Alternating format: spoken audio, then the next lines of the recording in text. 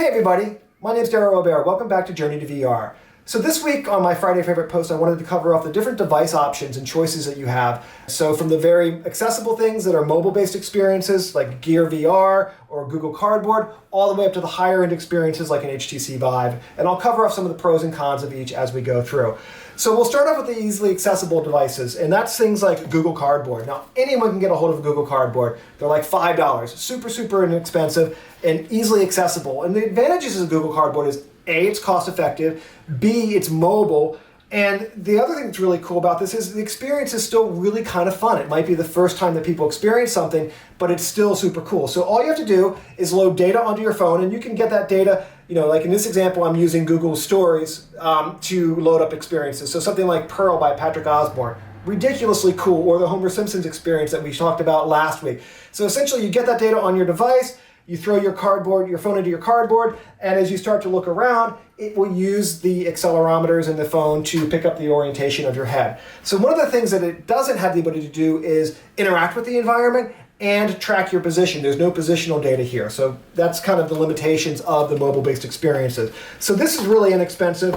Even these plastic-based phone mobile devices are still very cost-effective. This was only like $15. So obviously you shove your phone inside of there, and it's a little bit nicer. When you put this on, it's extremely lightweight and it's not tethered. So that's kind of one of the other advantages of the mobile-based devices is they're super lightweight and they're not tethered. Now this goes a little bit further up the end. This is a little bit nicer than the Google Cardboard because you can adjust the position of the eyes and you can focus the screen a little bit better with these basic controls on top of it.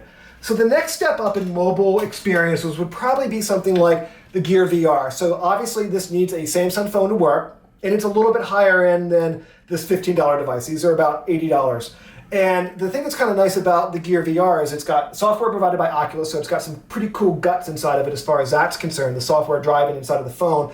It's got volume controls, and it has really high resolution because it's going to be running off, based on the phone that you have, but it can go up to 2560 by 1400, so it gets a higher pixel count into the screen there. So in the quality of the Gear VR is way above this $15 device. They're actually really quite nice and it kind of fun to play around with. I've used them once or twice before.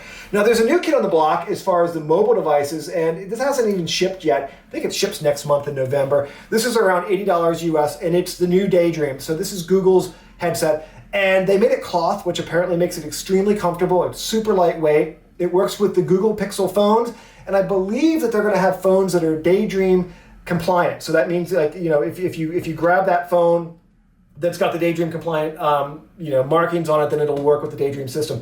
And the thing that's kind of nice about this is it's got a little puck that you can use to interact with your environment. So it's sort of like an old Wii or the new Apple TV remote where we'll pick up some gestures. It's got a little trackpad on it. So that'll give you the ability to have a slightly more immersive experience because you have this other peripheral input device that will allow you to interact with the scenes at a bit higher level. And again, this is going to be based on the resolution of the phone that you shove in there, and it has all the advantages that these guys have. It's accessible, it's relatively cost effective, it's not tethered, and it's still going to be a really cool experience.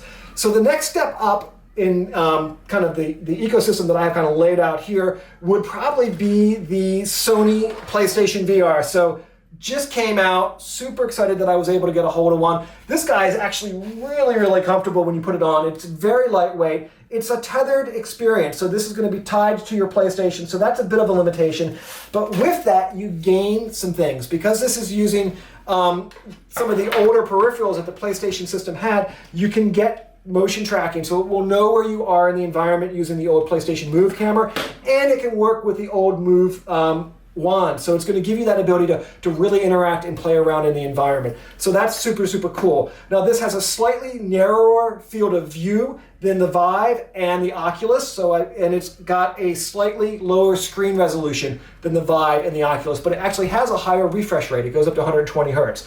So this is going to be the one that might, get VR in more households than anything else. I mean, obviously Google Cardboard's out there and there's millions of these, but as far as tethered high-end experiences, this guy already sold 50,000 units the first week in Japan. So that's pretty amazing, and every kid wants this for Christmas, right? So I bet you that this might be the device that brings real VR experiences, room tracking, hand tracking into everyone's house. So the next step up and the final stop for us, as far as what I have here at home, or as far as what I have here, is the HTC Vive. So I did the unboxing for this. I'm not going to go into great detail about it. It's obviously an amazing piece of engineering. The tracking on it's ridiculously good. We've got these 2 laser base stations that are filling my room up that allow me to get the positional information of the headset, as well as the little hand controllers that have these awesome little track pads on them. And this has high resolution, high refresh rate, and it just looks beautiful. The more I play around with the Vive, the more impressed I am with it. So that's the basics that I have here. I actually had the opportunity to run down to New York City and talk with Christian, who's head of CG at PSYOP, and he shared with me some of the experiences they've been making and the different platforms that they've been distributing those on. So let's go ahead and check out what he had to say about their experiences and the choices that they've been making and their clients have been making when it comes to devices and how they're utilizing that. So we'll go check that out now. All right, so I'm hanging out with Christian from PSYOP, and today we're going to be talking briefly about the different types of hardware devices associated with doing VR and sort of get your take on it. So what do you got here? I see some gear sitting around, and hopefully you can give me the lay of the land here on what's going on. Gear right there. Oh, look at that. Yeah, so comes in all flavors. We've got, this is sort of the easily accessible stuff you can just throw a phone into. There's obviously the cardboard, Gear VR. This is a fancy cardboard that looks like a Viewmaster. My personal favorite that just looks like a pair of somebody's old glasses. Yeah, I haven't seen that one before. That's I love that thing. It's so silly. So with these devices, what type of experiences can people get? And is this what your clients are asking for? Mostly, yeah. This is sort of the since it's so easy to get. Everyone's got a phone. You throw a phone in one of these. Instant VR. Sweet. So what gets displayed on these? Like, could you show us some examples of work that you guys have done at PSYOP that would go out to one of these more easily accessible devices? Yeah, like this piece specifically was made for that type of environment. Okay. The whole thing's live action, and then we did a CG kind of frosty bottle that the camera exists within. You're supposed to feel like the viewer is the bottle. Okay, cool, interesting. And look, there's a transition to another. And like I said earlier, like transitions are hard, but you can kind of do them, I guess. Yeah. You pulled it off. It worked. What's the next step up for you guys and type of work that you're doing? The next step up would be something like this that we did for Clash of Clans. This was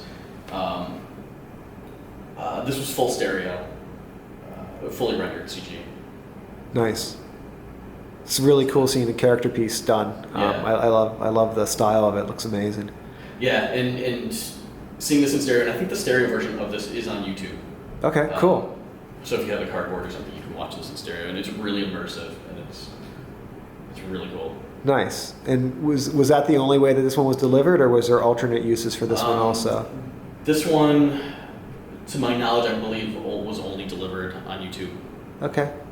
Could be wrong. There's a companion piece that went along with it that was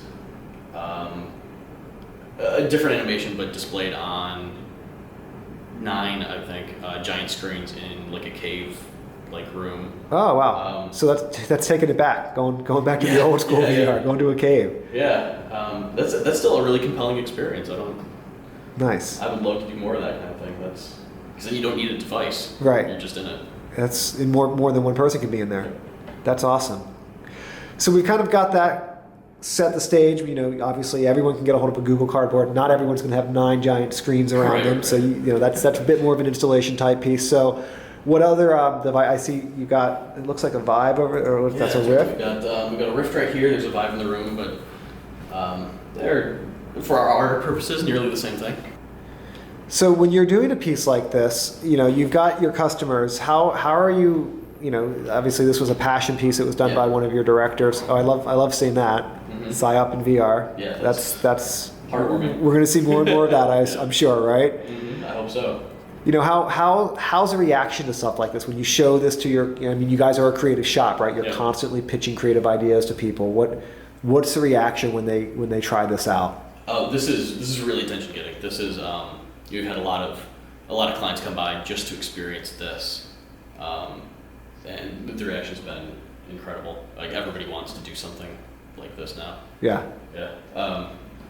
Just the attention to detail and you know, it's something you can really sit with and live, and I think that's just it's special. Nice. It's really And special. what are the challenges associated with something like this? Like you've got stuff everywhere. I mean, obviously there's just a ton of content to be created. I think that's a good way to sum up the challenges of VR in general. It's just that there's stuff everywhere. You can't hide anything behind a scene. It's always around you, and especially for something that's real time. If if head positional tracking is working too, you can't even hide stuff behind other things. You have to build all of it. No cheating. No cheating. No cheating. Matte paintings don't really work. Just depressing. Yeah, you have to build it all, even what's behind you. Right. This is gonna keep your guys busy. Yeah, and you're gonna have viewers that are just not looking. People don't want to look at what the director intends them to look at. Right. So you have to put something interesting everywhere. Like it has to be fully encompassing, interesting. Nice. Well, thanks so much for taking the time to show us, kind of the range of devices that you guys are working with here at PsyOp. I mean, you're going from web-based delivery and a piece of cardboard all the way up to 9 giant screens to full headset-based experiences. So it seems like you guys have it pretty well figured out. And thanks for sharing with us today. Yeah. Cheers. Hey everybody, thanks so much for watching the Friday Favorite Post on device options. If you're checking this out on YouTube or on Vimeo, make sure you go back to the Area Journey to VR blog. My colleague April's been writing amazing articles every week on the topics that we've been covering and talking to our customers and clients to share with you their experiences. So make sure you go back there and read those articles because they're super, super cool. Cheers, everybody.